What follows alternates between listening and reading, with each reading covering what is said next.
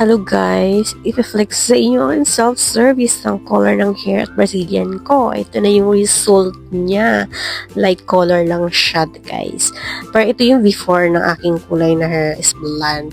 Ngayon nagbabad na tayo ng hair at di ko na pinakita lahat. Kasi 1 hour siya nakababad. So, binili ko lang sa TikTok shop yung Bermude na bagong box na honey tea brown. Kasama na yung super flex niya sa halagang 247 pesos. 2 box na order na siya. So, ngayon nakababad na yung ating Keriban Brazilian Botox sa halagang 99 pesos. Kasama yung shipping fees, 120 pesos. So, ngayon kailangan natin i-dry siya sa blower kasi kailangan nagagamot yung hair niya sa Brazilian Botox na yan. Yan is 100 ml lang yung binili ko kasi manipis lang naman yung hair ko. May choices kayo dun guys. Meron siyang 500 ml, 1000 ml yung bote ng Brazilian Botox. Gumastos lang tayo ng 370 pesos ng tipid budget self-service. Pag tayo nagpa-parlor, gagastos tayo ng 4,500 service, color, and Brazilian. So, syempre, tiis ganda kasi summer na. So, ayan guys, i-try natin yung ating hair kasi kailangan natin siya i-plansya isa-isa at maluto yung gamot sa buhok. At yung Brazilian naman, nilagyan ko siya ng super flex, half, konti lang, para meron siyang shiny yung ating buhok. At yan. So, summer ngayon. Pawisin kasi ako at lagi ko iniipitan ng aking buhok. Kaya okay na sa 370 pesos budget for your self-service. So, kailangan natin to i-plansya. Ayan guys. So, na-dry na natin yung Brazilian sa ating hair. So, mga nakababad siya, naka-dry na siya. So, kailangan natin i-plansya isa-isa hanggang sa matapos siya.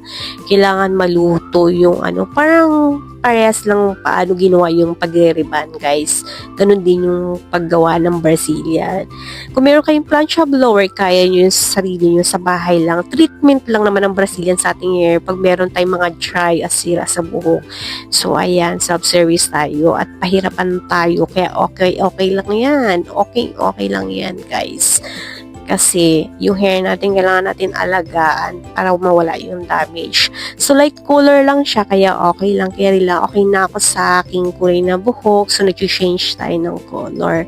So, maganda naman yung kinalabasan, guys. At papakita ko sa inyo ang part 2 ng aking hair na result. Okay.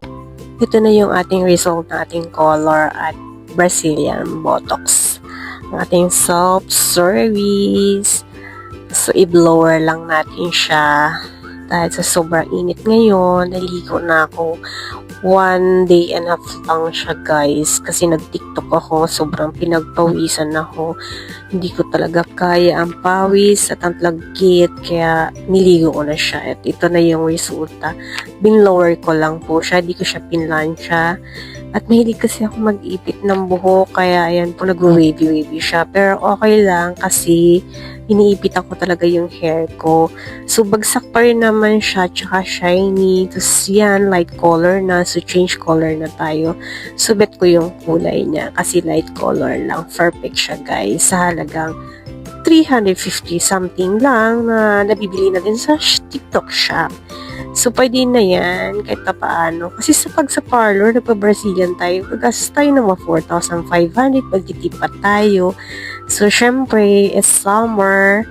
So, this ganda muna tayo, guys. Kasi punta tayo ng Coron, Palawan, baka masira ang ating hair. Kaya okay lang mag-Brazilian Botox. Kaya okay lang sa halagang 350 at di natin masasayang ang ating budget. Pero ang ganda ng kinalabasan, grabe. Kaya self-service na tayo. Caring-caring na to. Kaya okay na to, guys. Ang ganda naman ng kinalabasan at bagsak naman yung hair natin. At syempre, para sa akin, okay na. Kasi lagi ko siyang iniipitan at pawisin kasi ako.